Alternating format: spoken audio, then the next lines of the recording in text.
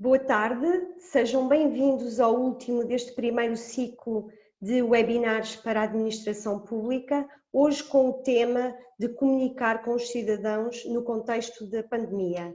Este primeiro ciclo de webinars decorreu de 28 de abril até hoje, dia 14 de maio, com o apoio da Fundação para a Ciência e a Tecnologia, que irá continuar num segundo ciclo de webinars que terá início amanhã, dia 15 de maio, e terá como tema a primeira conferência do segundo ciclo, o trabalho colaborativo na administração pública.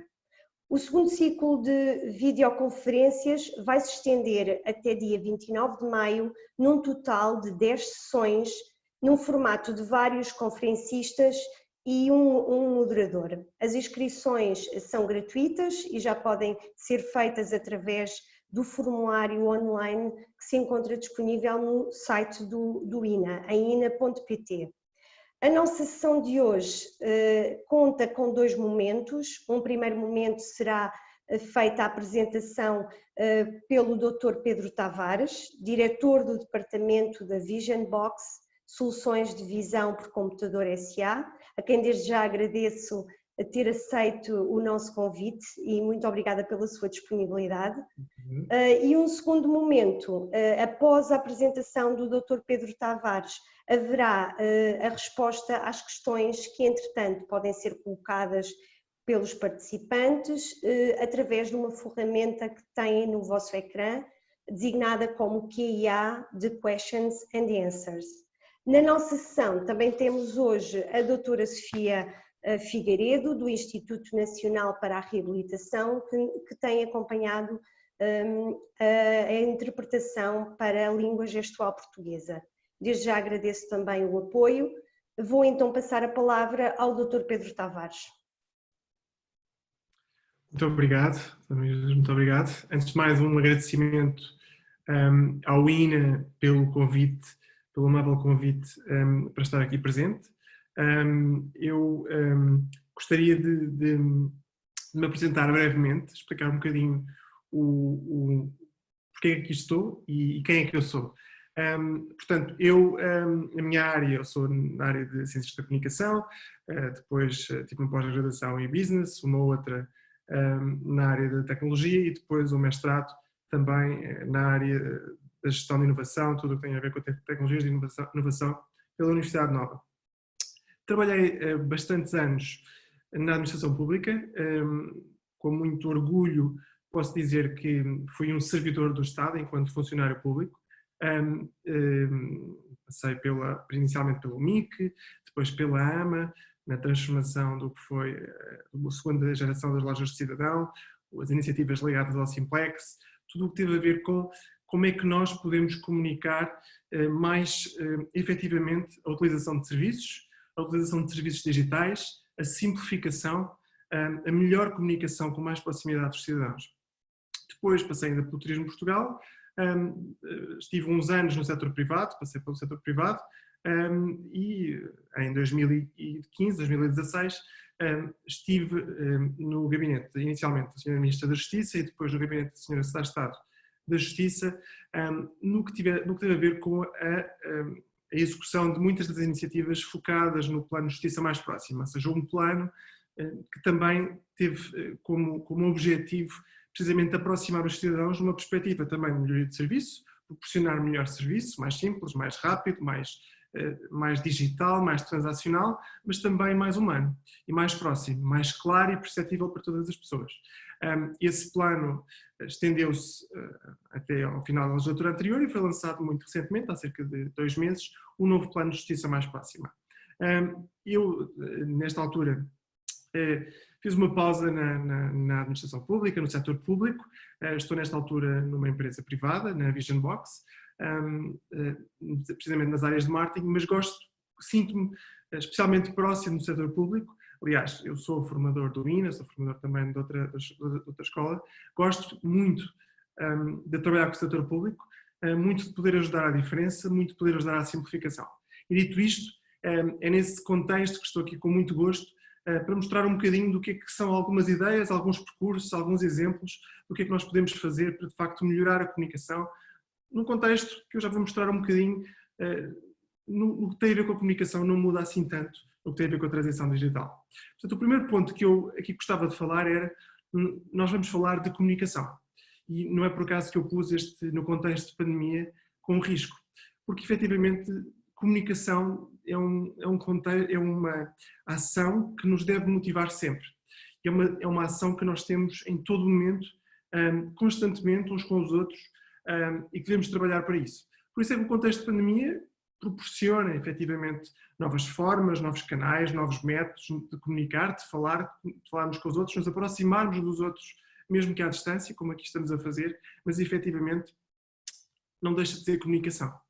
Portanto, esse é um dos primeiros pontos que eu gostava de falar. Portanto, eu vou tentar dividir, sendo que esta agenda, obviamente, é mais ou menos flexível, alguns pontos terão alguma flexibilidade, mas eu vou tentar dividir isto por 3 etapas, digamos assim, 3 etapas, e depois abrir um bocadinho ao debate e para a conversa que também se quer proporcionar aqui nesta sessão. Portanto, falar um bocadinho de alguns conceitos, algumas tipologias na área da comunicação, explicar um bocadinho o que é que muda, efetivamente, na transição do digital, e é preciso, de facto, e eu volto a dizer, a transição digital é o grande mote para a mudança, não é o contexto de pandemia, atenção, a transição digital é efetivamente o mote para a mudança, já acontecia antes, obviamente terá de ser incentivada, proporcionada por causa disso, e portanto temos que também, às vezes pelos piores motivos, também tirar algum partido do que foi este momento mais difícil em que vivemos, para nos adaptarmos a uma nova realidade, essa é uma segunda dimensão, e finalmente, como é que nós, em termos de comunicação, podemos melhorar a forma como trabalhamos toda a perspectiva do digital, e vou dar aqui alguns exemplos do que pode ser feito. Um dos primeiros pontos que eu gostava de realçar é esta ideia que eu acho muito importante, que é, nós não interrompemos o serviço público porque estamos mais distantes ao nível físico. Isso é um ponto absolutamente central, e nós temos que ter a clara noção que temos que ser criativos, temos que ser eficazes, temos que ter perseverança, efetivamente, de garantir que o serviço público continua a acontecer. E, portanto, não aquela ideia de nós vamos interromper e vamos deixar de proporcionar serviço público. E serviço público inclui comunicar. E serviço público inclui saber chegar aos outros e sabermos estar próximo dos outros. Portanto, mesmo que tenhamos viseiras, mesmo que tenhamos máscaras, mesmo que estejamos à distância, mesmo que tenhamos outras formas, efetivamente, de nos conseguir ligar uns aos outros, estamos a prestar serviço público e estamos a comunicar. Portanto, esse é um primeiro ponto que eu gostava de realçar e de reforçar nesta conversa. Depois uma segunda dimensão, que é, se nós pusermos a pensar na nossa realidade e na nossa forma, nós nunca em nenhum momento deixamos de comunicar. Nós comunicamos com gestos, nós comunicamos com a voz, nós comunicamos com a nossa face, nós comunicamos quando não comunicamos, comunicamos de todas as formas. Portanto, o comunicar é uma coisa que está, de facto, é pré-existente em nós e é uma necessidade que nós temos de fazer, de estar uns com os outros, de comunicar uns com os outros, nos relacionarmos uns com os outros. Portanto, essa é uma dimensão que é absolutamente central termos esta ideia. Comunicar não é algo que se delega nas outras pessoas, em especialistas, em departamentos, em áreas. Não, é algo que é uma responsabilidade e é uma ação que todos nós fazemos todos os dias, uns com os outros. A segunda dimensão tem a ver efetivamente com o digital, porque de facto o digital veio transformar e acelerar alguns dos comportamentos que nós tínhamos. Inicialmente o digital era apenas um meio, era apenas uma forma, criou-se a web, mas hoje em dia é muito mais do que isso. E nós hoje em dia condicionamos a nossa forma de estar, condicionamos as nossas atitudes, condicionamos os nossos comportamentos, condicionamos a forma de escrever, condicionamos tudo aquilo que são as nossas interações uns com os outros, precisamente pelo canal digital e pela transformação neste tal processo da transição ou da transformação digital, como queiramos chamar este processo. Portanto, temos um novo paradigma que mudou. E, portanto, o que é que nós temos que fazer? Temos que dominar esse paradigma e temos que perceber que nós, efetivamente, temos que dominar esse paradigma e perceber como é que nós podemos melhorar a nossa comunicação através, precisamente, do digital. Mas, dito isto, há aqui uma questão muito importante. Muitas vezes, eu na administração pública sinto muito isto, mas também no setor privado, que é o que dizem, como dizem, é muito giro, é muito interessante, mas depois a minha organização não permite, mas eu não consigo mudar. E esse é um ponto importante que nós temos de perceber, que é, nós enquanto pessoas que comunicamos, enquanto funcionários, servidores do Estado, todos nós fazemos parte dessa mudança. E, portanto, a cultura tem que, de facto, fazer parte da forma como nós alteramos as formas de prestar, as formas de proporcionar serviço, as formas de estarmos dentro da organização, as formas de falarmos uns com os outros dentro das organizações, as formas de servirmos os cidadãos, porque nós, efetivamente, servimos os cidadãos. Portanto, somos agentes de mudança e temos que trabalhar para essa mudança. E a comunicação contribui muito para isso.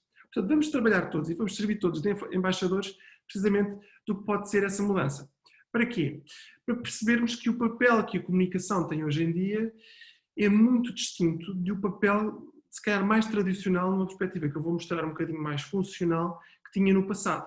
E, efetivamente, hoje em dia, a comunicação é cada vez mais estratégica nas organizações e nós temos que perceber que, efetivamente, a forma como nós trabalhamos essa comunicação para que seja mais fácil de ser perceptível pelas pessoas, para permitirmos que os cidadãos utilizem melhor os serviços, nos compreendam melhor, acreditem melhor no serviço público, acreditem melhor no Estado, acreditem melhor também nos privados. Ou seja, para que tudo isso aconteça, de facto, o poder da comunicação mudou.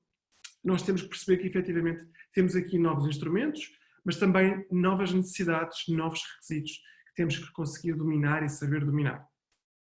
Dito isto, temos uma outra dimensão que é absolutamente central. Nós somos todos cidadãos, isto é absolutamente claro, não é? E, portanto, somos cidadãos, mas ao mesmo tempo somos consumidores. Ora, como consumidores, nós somos cada vez mais exigentes. Se a nossa internet falha, e neste momento, nesta altura, quando a nossa internet falha, é para nós um problema, nós queixamos. Se compramos um dispositivo e não funciona, nós queixamos. E o que é que fazemos geralmente quando isso acontece? Vamos à internet e escrevemos qualquer coisa a dizer que não funciona. Ora, isso é um ponto absolutamente central que no passado era mais difícil de conseguir as pessoas poder serem ouvidas, que é, as pessoas têm mais facilidade em, se estiverem satisfeitas, reclamam, criticam, avaliam. E, por outro lado, na perspectiva de quem consome a informação, eu quando vou comprar determinada coisa, quando quero realizar determinado serviço, vou à procura na internet perceber se é de confiança, se é credível, se a informação resulta, se não resulta. Portanto, o que é que isto quer dizer com isto? Quer dizer que as fontes tradicionais da informação, que são simplesmente as organizações, que são as marcas, que são os produtos, que são os serviços, hoje em dia não dominam totalmente todo esse circuito. Portanto, esse circuito alarga-se ao próprio cidadão e ao consumidor, que é ele próprio um produtor de conteúdos. Portanto, nós temos que perceber então uma dimensão absolutamente interessante, que é esse produtor de conteúdos está cada vez mais em todo lado. Está como consumidor quando não gosta de qualquer coisa de telecomunicações, está como cidadão quando não gosta de um determinado serviço online. E quando não gosta de um determinado serviço online, quando não se sente satisfeito, quando tem qualquer sugestão a fazer, coloca online e espera que lhe tenha uma resposta. E espera que lhe seja ouvido. E espera que essa resposta que lhe seja dada tente resolver e tente apontar um caminho para essa solução. Portanto, é absolutamente central que isso aconteça. Mas isso muda alguma coisa por causa deste contexto de pandemia? Não, não muda nada, como podem perceber, não muda. O que muda cada vez mais é que nós presencialmente temos cada vez menos tendência a ir. Já tínhamos no passado, em muitos casos, e vamos ter no futuro ainda mais. Portanto, vamos ter mais tendência para utilizar estes serviços desmaterializados. Portanto, qual é que é a evolução que nós pensamos na comunicação? Que papel é que a comunicação foi tendo ao longo dos tempos? Eu, quando estava na escola primária, aprendi um modelo que muitos de nós aprendemos de uma forma muito tradicional, que era aquele modelo da comunicação. Lembram-se? Tínhamos o emissor, tínhamos o receptor, tínhamos a mensagem, tínhamos o canal. Portanto, estávamos a falar de um modelo unívoco, em que uma determinada mensagem, como eu disse, era emitida e um receptor recebia a mensagem de uma determinada forma, descodificava e recebia essa mensagem. Portanto, tínhamos esta perspectiva meramente funcional em que a comunicação era unidimensional. Tínhamos esta perspectiva unidimensional. Mas, obviamente, todo esse processo, hoje em dia, mudou muito. Mudou, porque todo o modelo de comunicação, as escolas que trabalham precisamente a teoria da comunicação, foram demonstrando como esse modelo funcionava, mas também pelo próprio processo acelerado que o digital veio trazer para essa mudança. E o que é que o digital veio trazer? Mas já é uma questão importante, são números. E estes números são absolutamente centrais. Nós temos que pensar que mais de metade da população mundial hoje em dia tem internet, e se falarmos precisamente na Europa, estamos a falar de números muito altos, números de cerca de 85% das pessoas. E isso leva depois também a uma segunda dimensão que eu vou falar mais daqui a pouco, que tem a ver precisamente com esse tal gap, com este desfazamento entre Quem tem internet, quem não tem. O componente da iliteracia tecnológica hoje em dia pode criar, de facto, estes problemas que cada vez temos mais e que assistimos cada vez mais e que temos que, num contexto como este, conseguir endereçar de uma forma diferente, mais próxima, para garantir que nenhum cidadão fica distante do Estado por um caso destes. Mas, efetivamente, temos esta dimensão importante, que é as pessoas estão ligadas. Os portugueses, os europeus, as pessoas no mundo, cada vez estão mais ligadas umas às outras. Portanto, essa primeira dimensão acontece. E, tal como eu referi, este contexto atual veio fazer precisamente porque as pessoas utilizem mais internet, utilizem mais serviços eletrónicos, comprem mais na internet, utilizem mais serviços públicos, digitais. Todas essas dimensões que nós não tínhamos previsto no passado passaram a ser usadas. No outro dia, eu pensava, estava a falar com uns ex-colegas da Justiça e pensava, nós de facto muitas vezes fizemos determinados serviços e oferecemos determinados serviços, proporcionamos determinados serviços, e este é o primeiro momento em que eles estão a ser testados de forma massiva. E, portanto, muitas vezes, às vezes não correm bem, determinados serviços correm menos bem, porque de facto estamos a testar numa escala que nunca tinha sido pensada na altura, mas também ao mesmo tempo uma aprendizagem. Portanto, é uma forma de nós percebermos, não, de facto, agora, a partir de agora as coisas vão ser diferentes, porque nós vamos ter que testar em escalas como nunca teríamos no passado, como nunca tínhamos no passado. Eu vou mostrar aqui um bocadinho alguns exemplos com esta ideia de não basta dizer que um serviço está disponível, é preciso assegurar que as pessoas utilizam esses serviços. Dito isto, nós de facto temos esta dimensão de utilização da internet, mas nós utilizamos a internet não como uma perspectiva meramente funcional, mas de facto como uma perspectiva que muda de facto a nossa forma de nos relacionarmos uns com os outros.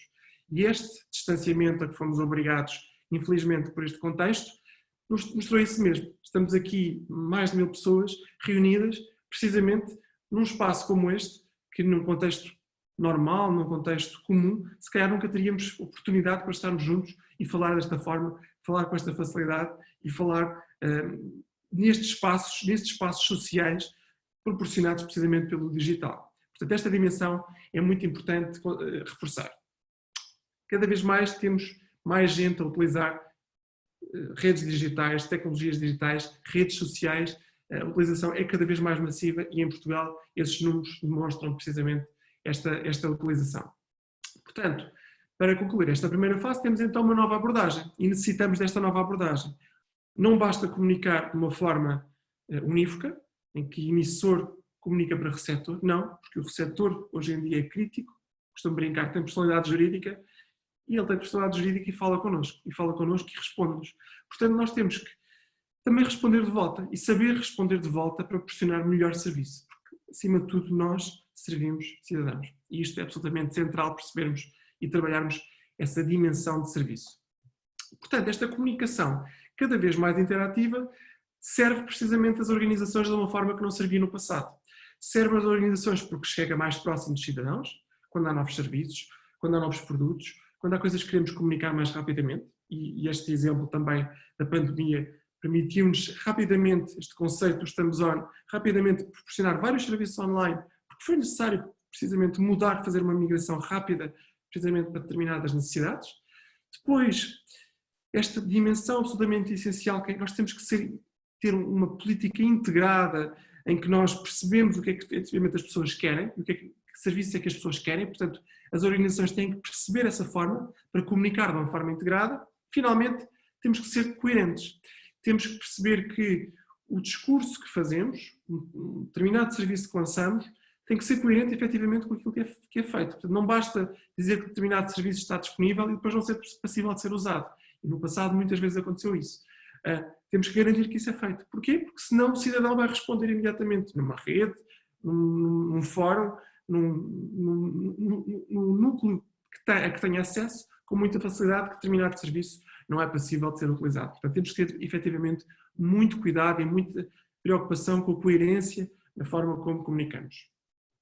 Ora, a forma como comunicamos distribui-se não só efetivamente por um canal, ou seja, a web não é efetivamente um sítio, mas é uma forma, é uma rede complexa de diferentes pontos de contacto em que os cidadãos podem chegar. Eles podem chegar diretamente através do site, eles podem chegar pelas redes sociais, eles podem chegar por mail, por eventos como este a que estamos a assistir, podem chegar porque realizaram um serviço, porque pesquisaram na net determinada informação, porque leram sobre determinado assunto, podem ir também presencialmente, e presencialmente é preciso ver que o digital não é o oposto do presencial. A transição digital é todo um conceito de desmaterialização, de simplificação, de melhor funcionamento dos serviços também de forma interna, que proporciona um serviço, como se diz, multicanal. Portanto, esta ideia do digital ser absolutamente desmaterializado através de um canal como este, não é necessariamente assim. Portanto, o digital afeta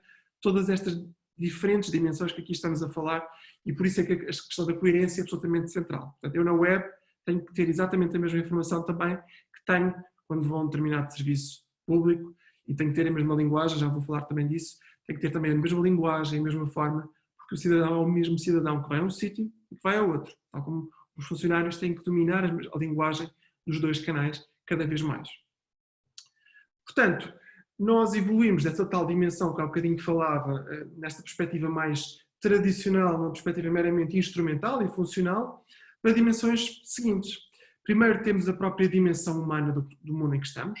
Nós estamos efetivamente inseridos em ecossistemas próprios, as relações que temos uns com os outros, com as organizações, com o Estado, ou seja, toda a ligação que temos à volta precisamente do nosso ecossistema.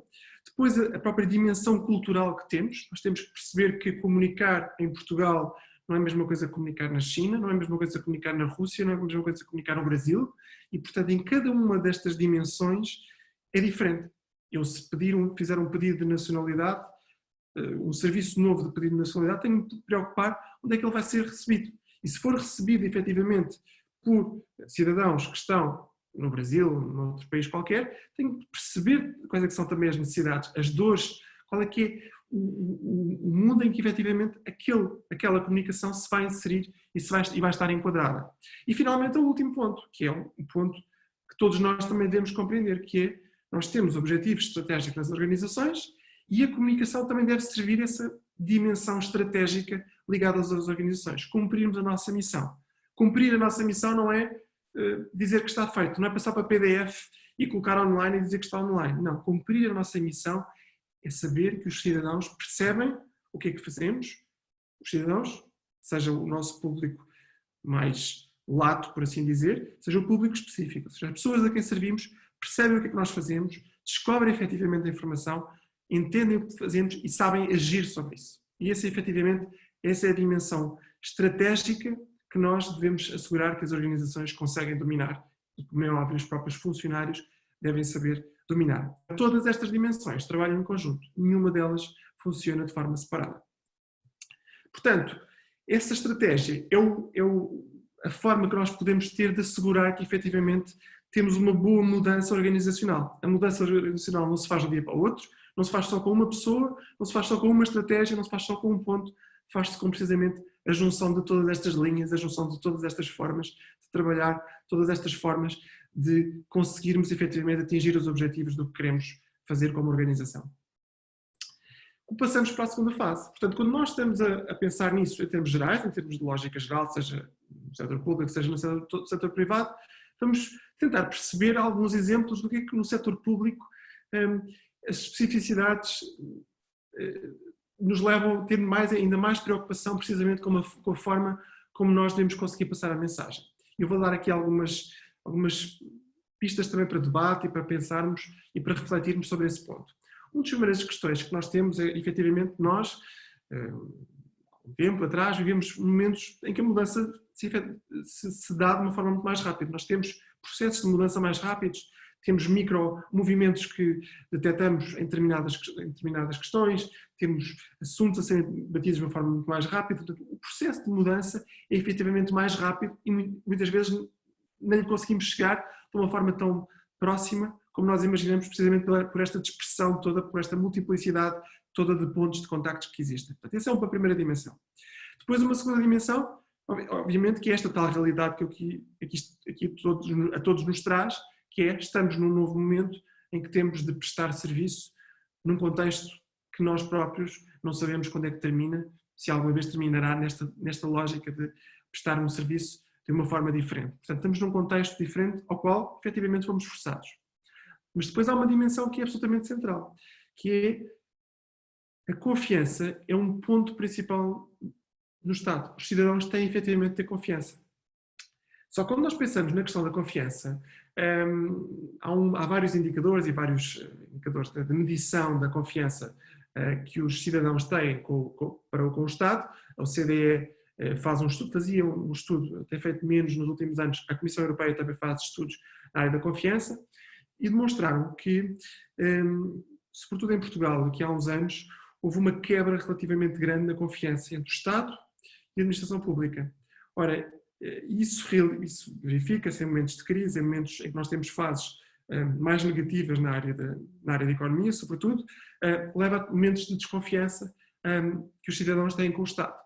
E esse é um momento, e portanto eu costumo mostrar este slide geralmente quando costumo dar esta formação, dar este exemplo como o exemplo da crise anterior, e voltei a este slide precisamente porque nós vamos entrar numa nova fase. Nós vamos entrar numa fase em que temos de facto um momento em que as pessoas vão, infelizmente, viver uma nova crise que todos nós não queríamos, mas que vai ter consequências. Ora, uma dessas consequências pode ser, e vamos tentar evitar que seja, é precisamente a relação dos cidadãos com o Estado, por conjunto e, obviamente, de dimensões relacionadas com a prestação de serviço, com a realização de serviço, com precisamente dificuldades financeiras, com todo um conjunto de dimensões, obviamente, associadas ao contexto, infelizmente, de uma crise, mas, de facto, vamos ter essa dimensão. Portanto, nós temos que conseguir atravessar esse desafio para não voltarmos a viver aquilo que nos aconteceu aqui há uns anos, que é esta desconfiança que os cidadãos têm no Estado. E para isso temos que conseguir trabalhar de outra forma, motivar de outra forma. E eu dou, antes que avançar muito, dou aqui um contexto, eu saí em 2011 da administração pública, eu era mesmo funcionário da administração pública, desvinculei-me em 2011, na altura em que saiu nas notícias que os funcionários públicos eram mais uma despesa, eram mais uma despesa para o Estado, pesavam no orçamento de Estado, e eu pensava, mas de facto nós todos trabalhamos tanto, esforçamos tanto, porquê que temos que ouvir de facto uma coisa dessas? E foi uma altura em que eu pensei, não, eu de facto não quero ouvir isto, porque acho que isto é injusto, isto não representa aquilo de facto que é um esforço, mas há uma componente de imagem pública que de facto nós devemos estar preocupados, nós devemos estar atentos. E é por isso que há aqui um conjunto de dimensões que eu aqui vou agora falar, que nós também, através da comunicação, podemos melhorar precisamente para não criar este desfazamento entre cidadãos que não estão no Estado, que não estão ligados ao Estado, e cidadãos que estão, de facto, efetivamente, que são servidores públicos. E nós temos que os cruzar e os pôr cada vez mais próximos.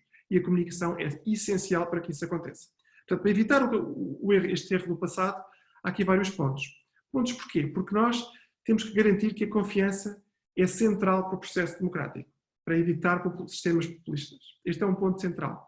Portanto, para trazer as pessoas de volta, eu vou mostrar aqui alguns exemplos e alguns pontos que podem ajudar precisamente a trazer essa maior proximidade com as pessoas e com os cidadãos. Ora, um primeiro ponto é esta ideia de este medo que muitas vezes temos na administração pública e no Estado, que é o medo de comunicar. Muitas vezes porque os processos hierárquicos são grandes, as dificuldades que temos para aprovações de determinada informação são grandes, leva-nos muitas vezes a não comunicar. Eu só de pensar no trabalho que isto dá, eu não vou fazer nada, eu não vou comunicar. Ora, não comunicar vai fazer com que alguém comunique por nós. E, portanto, esse é um primeiro ponto que é absolutamente central. Ora, nós mais ainda, estando nós num contexto como este, em que estamos mais afastados uns dos outros fisicamente, não comunicar e não saber comunicar nesta altura vai fazer com que alguém comunique facilmente. E não é por acaso que nós, no início da pandemia, temos um conjunto enorme de mensagens falsas a serem trocadas todos os dias por mensagens, por redes sociais, etc. Ou seja, esse vazio tem que ser preenchido por informação. Porque nós trabalhamos precisamente com esta ideia de nós comunicamos para as pessoas, seja ao nível de governo, seja ao nível da administração pública. E, portanto, estes dois pontos, de facto, são absolutamente centrais. E muitas vezes há aquela ideia de, não, mas comunicar para os cidadãos é propaganda. E, portanto, não vamos fazer propaganda para não comunicar. Ora, são coisas muito diferentes. Comunicar é um dever da administração pública. Propaganda é outra coisa completamente diferente. É passar uma doutrina. E, portanto, nós temos que perceber que a comunicação temos todos que saber fazer, temos todos que fazer, é um dever nosso enquanto servidores do Estado.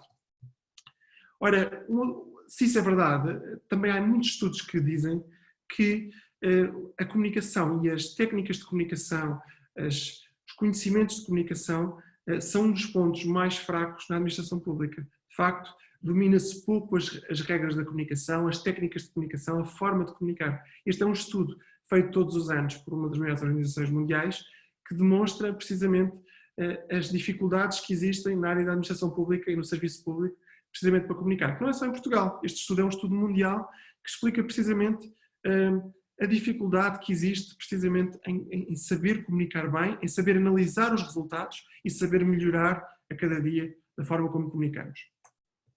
Porque, tal como eu disse, todos nós comunicamos numa organização. Do topo a qualquer outro, nem falo em organizações hierárquicas, mas de uma estrutura a outra estrutura, todas as pessoas sabem comunicar, todas as pessoas devem saber comunicar e todas elas têm esse papel e essa importância que é saber comunicar e poder comunicar com as pessoas. Portanto, sabendo nós que temos que comunicar, temos que fazer um bocadinho como... Eu gosto de dar este exemplo da Tesla, porque o CEO da Tesla, que é conhecido por, às vezes, escrever algumas coisas extravagantes, é também a mesma pessoa que quando alguém no Twitter coloca uma sugestão, coloca uma dúvida, coloca uma reclamação, responde ele próprio diretamente. E, portanto, temos que perceber, e daí eu falar esta questão da tal hierarquia, muitas vezes, cada vez hoje em dia é menos relevante, é do topo ou não topo, de uma organização matricial, uma organização hierárquica, todos devem saber poder falar sobre essa organização. E deve essa mensagem ser coerente. Portanto, nós não temos de deixar isso para o departamento, para o determinado departamento responder. Nós devemos precisamente alertar para que está determinada informação, nós devemos ver que existe determinada informação, nós devemos saber dominar ferramentas para poder efetivamente responder, nós devemos relacionar uns com os outros para poder eficazmente responder essa mensagem e perceber que, tal como este CEO, o Elon Musk, sabe responder, também nós devemos poder saber responder a uma organização rapidamente e trabalharmos para ajudar a melhorar essa forma de organização. Ora, como é que isto se faz? Ora, isto se faz com o princípio, e o princípio é sempre como é em todo lado, que é saber planear. Nós temos que planear muito bem uma estratégia de comunicação para melhorarmos a forma como chegamos efetivamente aos cidadãos. Ora, planear obriga a um primeiro ponto. Obriga a nós pensarmos muitas vezes que não basta estar numa rede social, por exemplo, para dizer que nós já estamos e já dominamos a transição digital. Não basta dizer siga-nos no Facebook, nós abrimos um canal. Não basta isso. É preciso muito mais do que isso. É preciso trabalhar muito no conteúdo da mensagem, é preciso trabalhar muito na forma como nós formulamos a informação para precisamente nos pormos do ponto de vista de cidadão e servi-lo melhor nesse contexto. Chama-se isto design de serviços. Trabalhar melhor um serviço, a partir também da comunicação, mas também de outras dimensões, para precisamente servirmos melhor o cidadão do ponto de vista dele. Ora, para que isso aconteça, nós temos que começar pelo princípio. E muitas vezes nós somos meramente táticos, ou seja, fazemos determinado conteúdo, fazemos determinado texto, e eu assisto em todo o tipo de organizações que é, eu às vezes exponho qualquer coisa numa rede social, ou às vezes faço determinado anúncio, às vezes faço uma notícia, e eu nem sei muito bem o que estou a fazer porque me mandaram fazer. Ora, esse é um ponto principal. Nós temos que pensar o que é que nos move, o que é que move a organização, que valores movem aquela organização, quais é que são os nossos objetivos, o que é que nós queremos efetivamente mudar, o que é que nós queremos efetivamente pensar. Eu convido-vos a ler este livro do Simon Sinek, que em português se chama Comece pelo Porquê, que ajuda muito a pensar precisamente nesta lógica, que é como é que nós nos pomos, nós partimos não do como e do porquê, mas efetivamente porquê que fazemos efetivamente no como e do quê, peço desculpa, com o porquê que fazemos efetivamente as coisas e porquê que queremos efetivamente fazer quando estamos a realizar determinada ação. Portanto, começar pelo princípio é absolutamente principal fazer para efetivamente sermos mais eficazes.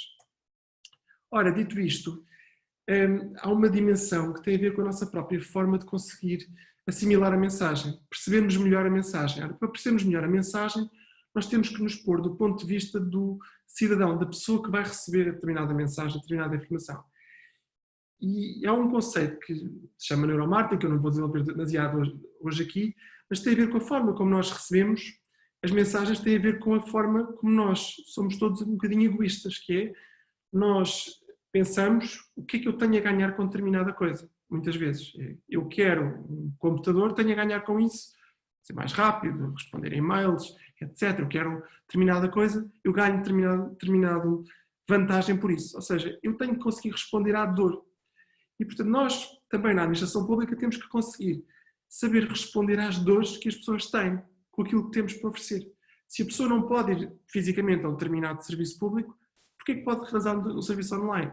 Isso é uma dor que responde. Portanto, nós temos que conceber a comunicação, trabalhar a comunicação precisamente com essa resposta à tal dor, a essa tal forma de nos estarmos mais próximos através daquilo que é a resposta, não através do produto, não através da funcionalidade, não através da feature, por assim dizer, que temos, o novo, mas através da dor que respondemos efetivamente daquela pessoa que nós estamos a comunicar.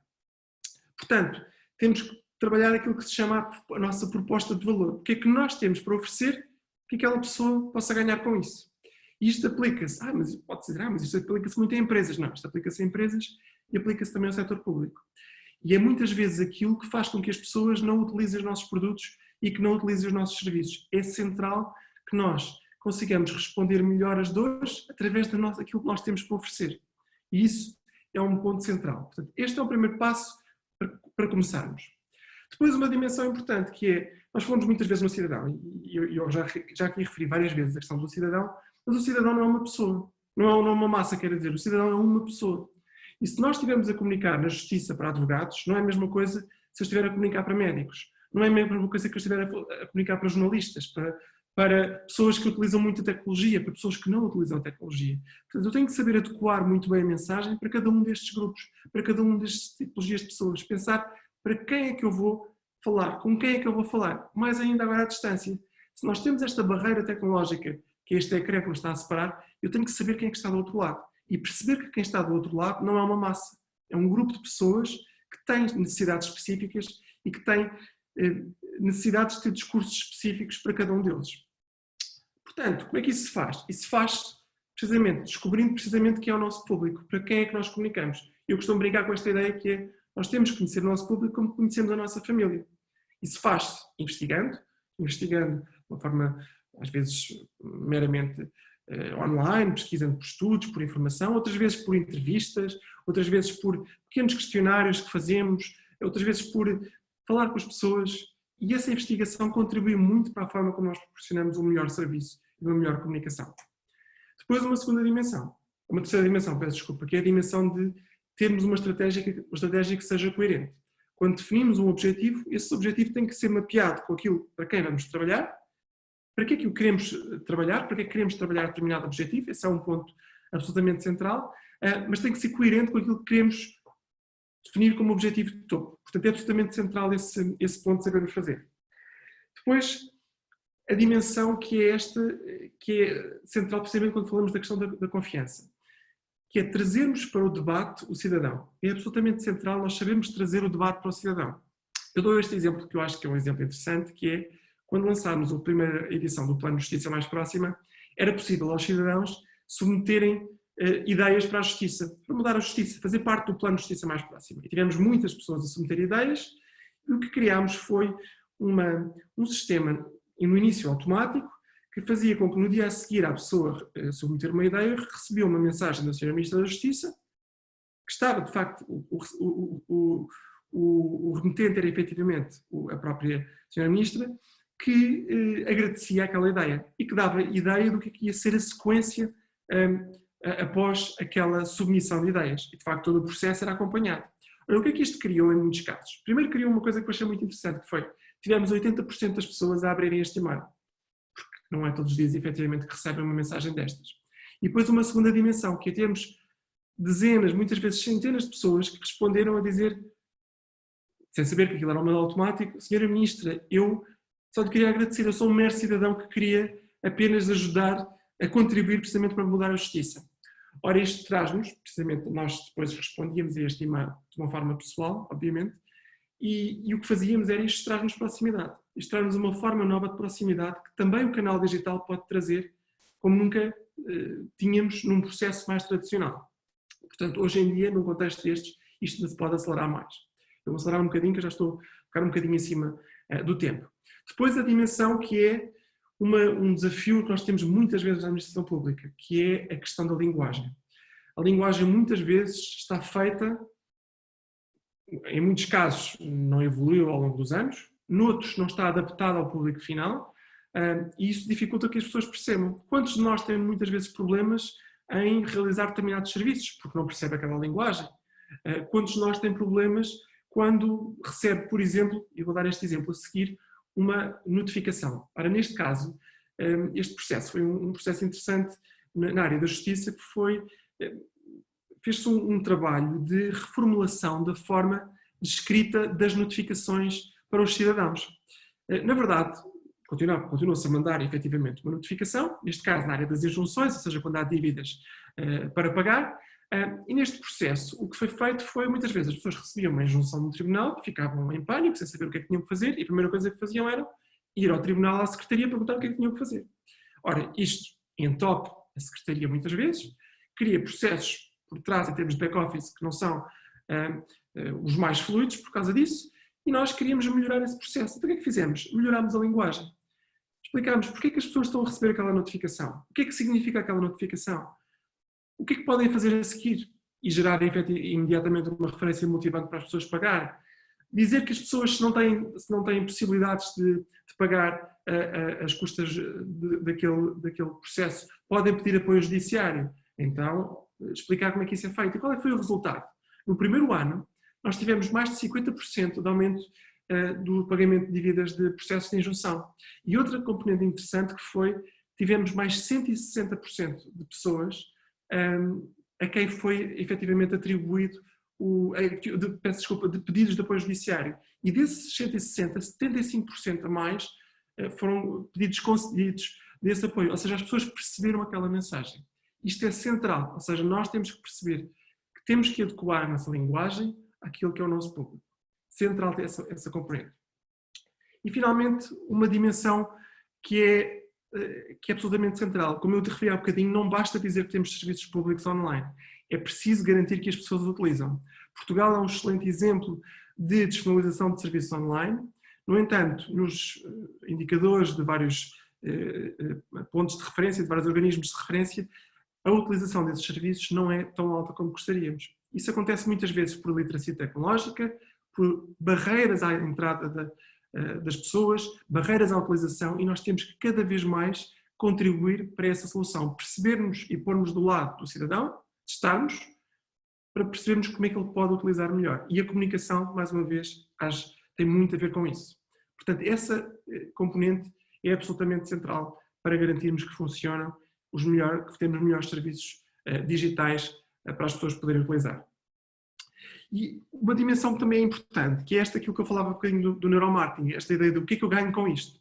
Temos que pensar muito bem, pormos do lado das pessoas, que é, quando estamos a escrever determinado conteúdo, percebemos em que é que aquilo impacta, qual é a vantagem, qual é o benefício direto que aquela pessoa tem, por exemplo, em utilizar um serviço online e não ter que ir a um serviço físico, em poder aderir a uma chave móvel digital para não ter que se deslocar, e outros exemplos possíveis. Ou seja, qual é o benefício direto que a pessoa tem em utilizar determinado serviço, conteúdo, serviço que nós estejamos a oferecer, a proporcionar precisamente de uma forma clara, de uma forma de vantagem que as pessoas entendam rapidamente, de uma forma muito simples.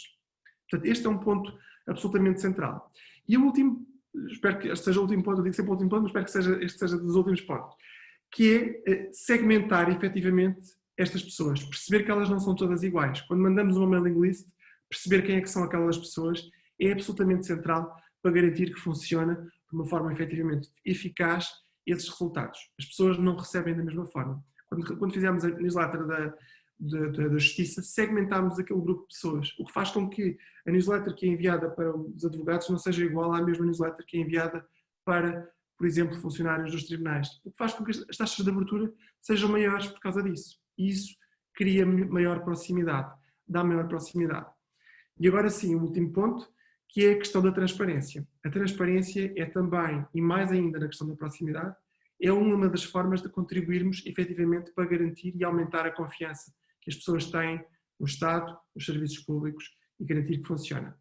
Portanto, para concluir e para fazer este momento de conclusão, nós temos efetivamente que começar por uma estratégia, temos que pensar o que é esta estratégia, que forma é que nós podemos comunicar com aquelas pessoas que não são todas iguais, o que é que temos a oferecer, quais é que são os ganhos e benefícios tangíveis que aquelas pessoas vão ter por utilizar determinados serviços, por comunicarmos por elas, por frequentarem um webinar, por frequentarem um curso, por um conjunto de ações que estivemos a proporcionar, portanto, que mensagem é que nós queremos para que de facto seja fácil. E depois garantir que é simples utilizar aquele serviço. Portanto, é absolutamente central isto. Isto faz com que tenhamos, por um lado, acompanhar esses resultados, e portanto é central acompanharmos os resultados que estamos a ter, para que percebamos, e em conclusão, tenhamos o cidadão, em primeiro lugar, no centro de tudo, e esse é um ponto central que eu gostava de dizer. O cidadão somos todos nós, somos consumidores e somos cidadãos ao mesmo tempo. Somos, por outro lado, embaixadores destas organizações, portanto temos que pensar que todos nós representamos as organizações.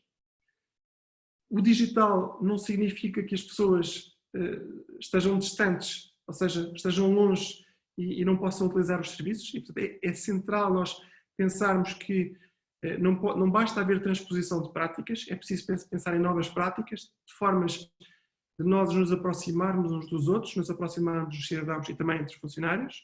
Portanto, esse é um ponto absolutamente central. E finalmente este ponto, que é, nós podemos dizer que a pandemia é um momento que acontece agora e depois voltamos ao mundo que tínhamos antigamente. Em alguns casos até pode ser a realidade, mas eu convido-vos também, como em jeito daquele filme do Matrix, a escolher o comprimido que não nos vai deixar no mesmo sítio e nos vai passar para o outro lado. Perceber de facto que as coisas mudam e a mudança veio efetivamente para ficar e nós temos que fazer parte dessa mudança. E a comunicação serve muitíssimo para essa mudança. E resta-me terminar e deixar agora para perguntas. Eu depois deixo aqui na apresentação um conjunto de conteúdos adicionais que podem ficar. Muito obrigado. Muito obrigada, Dr. Pedro Tavares, foi excelente. Temos muitas pessoas a dar-lhe os parabéns pela sua excelente apresentação e temos muitas perguntas. Vamos tentar responder ao máximo possível. Começo já com a questão da Sara Timóteo, que lhe dá os parabéns pela apresentação e pergunta se, na sua perspectiva, qual a melhor forma de promover as competências necessárias para ultrapassar a iliteracia digital e a perspectiva resistência ao uso do digital de funcionários que prestam serviço na administração pública? Muito bem, é uma boa pergunta. Eu acho que, em primeiro lugar, o primeiro ponto é a questão da resistência. Nós todos, eu volto a dizer isto, que nós todos somos cidadãos e, portanto, é um dever, os funcionários como funcionários, temos todos esse dever. E temos que perceber que temos todo o dever de perceber que os cidadãos também mudaram. E por outro lado, temos que ter essa também necessidade, essa vontade de também querer aprender. Portanto, esse é o primeiro ponto. Não se muda e não se cria essa mudança por decreto. Nós não vamos criar mudanças por decreto, não é porque uma organização escreve uma lei a dizer que a partir de agora passa a ser. Não, as pessoas têm que querer e os funcionários têm que querer efetivamente fazer parte da mudança. Portanto, esse é um primeiro passo, querer fazer isso. Depois, também recorrer a ferramentas. Eu acho que o primeiro passo é cada vez há mais ferramentas, cada vez há mais formas de aprendizagem, cada vez há mais possibilidades nós podemos aprender. O INA é um dos exemplos, com todos os recursos de formação que tem proporcionado precisamente para a área da comunicação, para trabalhar e para dominar mais estas ferramentas. E finalmente o último passo que eu também diria que é importante, que é também as próprias organizações. As organizações também têm que ser ávidas da mudança. E este momento também é o momento certo, precisamente para as organizações perceberem que se não é agora, também já não vai ser. Portanto, este é o momento em que temos que pensar todos que a mudança está aqui e a mudança veio para ficar e, portanto, também tem que haver estrategicamente na organização vontade de haver essa mudança. Isso depois também liga-se com todas as pessoas, com formação, com incentivo, com ligação, com essa rede, com essa maior rede de mais proximidade com as pessoas. O José Cerqueira diz precisamente isso, ou seja, se não considera que os canais de comunicação com a administração pública deveriam ser criados, deveriam ser mais digitais, ou seja, outra resposta em termos de serviços, aliviando a rede de proximidade para os cidadãos menos capazes de utilizar os canais digitais, como por exemplo a videochamada, videoconferência, portais digitais, chatbox, etc. É o contraponto. Portanto, a única coisa que eu acho é que nós não podemos dizer a partir de agora está disponível online e deixar estar. E esse é um ponto que nos frustra como cidadãos a todos que é quando nos dizem qualquer coisa está online e nós vamos e não conseguimos fazer. Portanto, não tenho dúvidas que a disponibilização do serviço digital é uma forma de, por um lado, criarmos mais eficiência nos serviços públicos, criar mais eficiência, mais desmaterialização, as pessoas fazerem coisas que lhes acrescentam valor, pessoas que em determinadas áreas fazem determinadas tarefas repetitivas, que cada vez mais a automatização precisa. A automatização não é substituir as pessoas, atenção, a automatização é pôr as pessoas a fazer coisas que lhes acrescentem valor, que acrescentem valor à organização, mas também que lhes acrescentem valor na vida delas. Portanto, acho que a transição digital é isso, permitir assegurar o melhor serviço e garantir que esse serviço é efetivamente mais bem usado pelas pessoas. Muito bem. A Teresa Nogueira diz: se institucionalmente se recebem e-mails sobre qualquer temática encaminhados internamente e sem que haja o cuidado de haver algum tratamento ou seleção, pode-se considerar comunicação interna apenas com a justificação de que há o direito ou a obrigação de informação? É isso informação? É isso comunicação? Eu acho que isso não é comunicação. Se a comunicação for unívoca, perde-se precisamente aquilo que eu estava aqui a fazer. Ou seja, se nós efetivamente recebermos uma caixa de mensagens e deixarmos uma caixa de e-mails e deixarmos ali estar, estamos precisamente a quebrar esse elo. O que eu estou a falar aqui é de um processo dinâmico, fluido, em que todos estes processos, todos estes atores da comunicação trabalham entre si. E nós temos que perceber que, efetivamente, se eu envio uma comunicação para um organismo e estou à espera de resposta e não tenho resposta, não estou a prestar um serviço. Tal como, o que é que eu faço quando me acontece isso, quando fico num hotel e não gosto do hotel e reclamei e ninguém me disse nada. Fico frustrado. Ora, também fico frustrado nos serviços públicos que acontece. Portanto, nós temos que perceber que nós não somos, na administração pública, uma caixa de e-mail. Nós não somos um portal que lá está, que é gerido por alguém que ali está. Não. Faz parte da organização, faz parte da dinâmica da organização. Muito bem. A Teresa Jesus fala de não estar na altura das formações fornecidas anualmente pela função pública, deveriam começar a incluir outras direcionadas para a mudança que veio para ficar, para se conseguir dar uma mensagem produtiva e com uma informação não fará parte das FIAs fornecer a informação correta? É a mesma pessoa, mas com duas questões, digamos assim. Eu diria que não tenho dúvidas. Isto veio para ficar.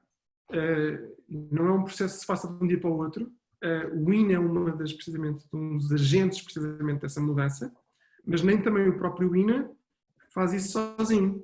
E também o próprio INA também precisa de mudar também a forma, porque efetivamente todas as organizações mudam. Portanto, acredito que sim, acredito que este é também o momento em que isso é possível. Esta realização deste tipo de ações veio provar que nós, se calhar, também podemos fazer ações de formação, etc., através desta forma, que se calhar chega a um público muito mais vasto do que se calhar de uma forma presencial. Isto vem provar isso, mas também temos que ter um trabalho do nosso lado, que é termos uma forma de nos estruturar que seja mais ágil, para responder a momentos como este, de escrever que também seja mais ágil, para precisamente fazer com que mais gente se sinta impactada, que tenha vontade de fazer este tipo de ações, que queira realizar este tipo de ações. Portanto, nós temos que pensar, temos que ir não só ao suporte, mas ir à base, ir a fundo e mudar a forma como nós prestamos esse serviço, essa formação nesta disponibilização de serviços online. Bem, o Paulo Jorge pergunta: quem está habituado a redes sociais, a comunicar através destas, está mais apto a esta nova maneira de viver em sociedade? Eu diria que, ou seja, todos os que estamos com vontade e humildade, muitas vezes eu acho que é preciso também humildade, de querer aprender, estamos mais aptos. O primeiro caso é esse.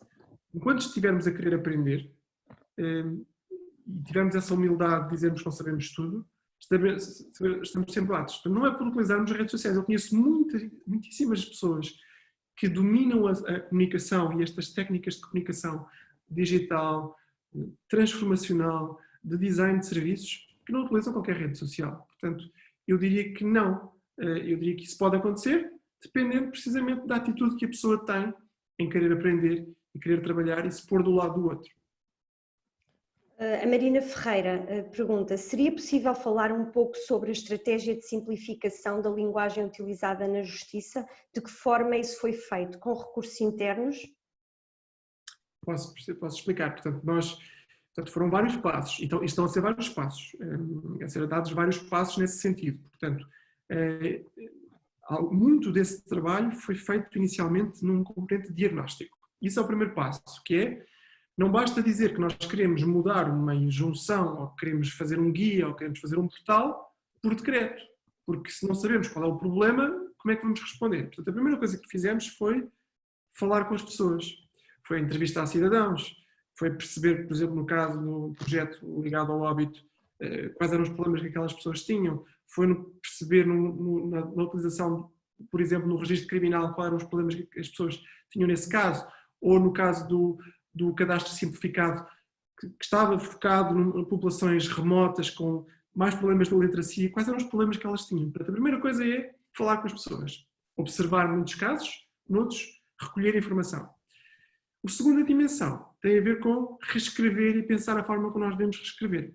E para isso, em muitos casos, pode ser feito externamente, com especialistas na área de simplificação de linguagem, etc. Mas em muitos casos também, eu acho que pode ser muito isso, criarmos também embaixadores da mudança dentro das organizações. E estes embaixadores, muitas vezes, são as pessoas que contribuem muitíssimo para a mudança. No caso do Tribunal Mais, que foi um projeto precisamente de simplificação e de modernização na componente do que foi feito nos tribunais, muito desse processo de mudança e muito desse processo de simplificação foi resultado, ou grande parte dele, diria mesmo, foi graças aos embaixadores. Fez-se um piloto em Sintra e foi a partir desse processo de Sintra que se disseminou a mensagem para todas as comarcas, para diversos tribunais hoje em dia, quase todos os tribunais do país têm esta nova lógica e esta nova forma de trabalhar e também de simplificar. Portanto, isto é feito com todos os agentes.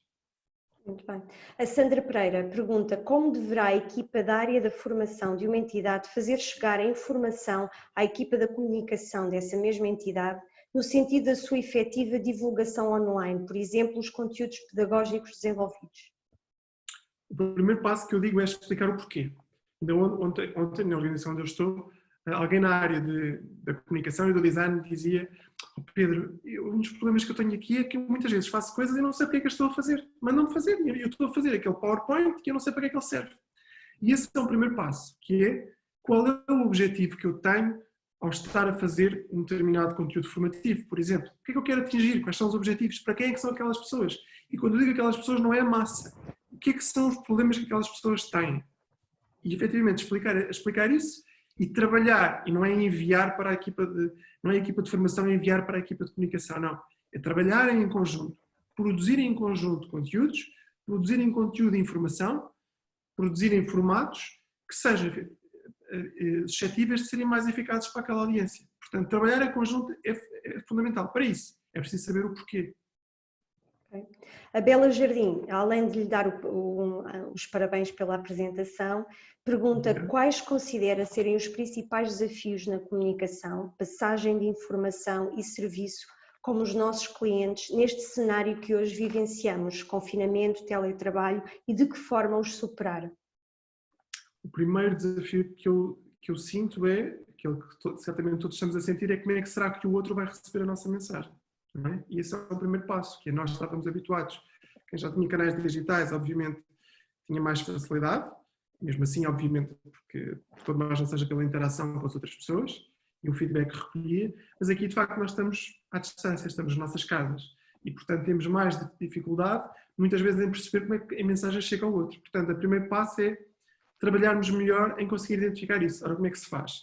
Faz-se com enviar-se cá mais inquéritos, conversar mais com as pessoas, responder a e-mail, saber porque é que, no caso de eventos como este, receber questionários. Portanto, receber mais feedback dos outros é absolutamente central para nós percebermos se isto está a funcionar ou se não está a funcionar, porque senão estamos aqui a falar sozinhos para uma câmara, não é? E não é isso que estamos a fazer aqui. A Sandra Pereira pergunta como integrar a comunicação de uma entidade tendo em conta as diversas redes sociais em que participa. A primeira coisa que eu digo é coerência. Portanto, nós temos que perceber uma coisa importante, que é temos que ser coerentes. A mensagem que temos num canal presencial é precisamente a mesma mensagem que temos num canal web. Portanto, temos que ter uma mensagem coerente. Muitas vezes, às vezes, todos nós ouvimos aquela coisa de vamos a um serviço presencial e nos dizem isso é aquela coisa na web, mas eu disse não sei nada. E isso acontece tanto no setor público como no setor privado. A coerência é absolutamente central nós garantirmos que acontece. Portanto, o primeiro fator crítico de sucesso é precisamente esse ponto, nós garantirmos que a mensagem é a mesma num sítio e no outro. E depois, efetivamente, estarmos preocupados com a forma como a utilização do serviço é feita, a realização desse serviço é feita, portanto, termos essa preocupação que estes pontos funcionam, estes pontos de contacto funcionam e respondemos sempre da mesma forma e percebemos que a organização é só uma. Muito bem, para terminar, porque não temos muito mais tempo, são muitas as perguntas e peço desculpa desde já àquelas que nós não vamos conseguir responder. A Ana David pergunta, que vem um bocadinho na sequência daquilo que estava da pergunta anterior: comunicar no Facebook ou Insta, também devemos ter segmentação de públicos e lógicas de produção de conteúdos diferentes, visto que têm lógicas diferentes? Se sim, deve ser a mesma pessoa a realizar a gestão e a produção dos conteúdos? Muito bem. Eu, antes de mais, vou dizer uma coisa que esta pergunta liga-se com a anterior e é uma coisa que me esqueci de dizer na anterior, que é esta ideia de nós também não temos que estar em todos os canais. Portanto, temos que escolher as redes que fazem sentido para a nossa organização. E a capacidade que temos de resposta, aí liga-se agora com esta pergunta, a capacidade que temos de resposta com esta organização. Portanto, devemos escolher as redes certas que fazem sentido e que são coerentes, para a nossa organização, temos capacidade de resposta, 2, onde o nosso público está. Portanto, temos que saber se o nosso público está sobretudo no LinkedIn, não faz sentido estarmos no LinkedIn. E estar numa rede como o LinkedIn é que faz sentido. Se o nosso público está mais no Facebook, é um público menos profissional, está mais no Facebook, então vamos utilizar o Facebook. Se queremos, por exemplo, ter mais uma componente de relação e proximidade com a pessoa e proximidade com a organização, se calhar vamos estar mais no Instagram e ter esta ideia mais de cultura, trabalhar mais a componente de cultura. Muitas vezes é a mesma pessoa, em muitos casos é a mesma pessoa, deve dominar estas diferentes especificidades, ou seja, quero dizer com isto que a mensagem que fazemos num canal como o Facebook não é a mesma mensagem que fazemos num outro como o LinkedIn, e muitas vezes eu vejo os mesmos posts feitos da mesma forma para as mesmas pessoas, não são as mesmas pessoas e não querem as mesmas mensagens, portanto, a forma como comunicamos para uma rede não é a mesma que comunicamos para outra rede. Portanto, temos de ter muito cuidado em perceber isso. E como é que isso se faz? Vendo o nível de engagement, que é não vale a pena estar a insistir. Se eu tiver uma determinada mensagem, um determinado conjunto de posts repetidos num canal e eu não tiver ninguém a responder a isso, é porque qualquer coisa não está bem. É porque qualquer mensagem tem que ser ajustada. É porque eu não estou a chegar às pessoas certas. É porque eu não estou a utilizar o canal certo. Ou seja, porque eu não estou a dar aquilo que eu dizia há bocadinho, aquilo que eu tenho para oferecer, não estou a dar aquilo que eu tenho para oferecer. Portanto, temos que perceber bem, pôr as coisas onde fazem sentido estar, portanto, para que tenhamos melhores resultados. Muito bem, já passamos da hora, portanto não vamos ter a oportunidade de fazer mais perguntas.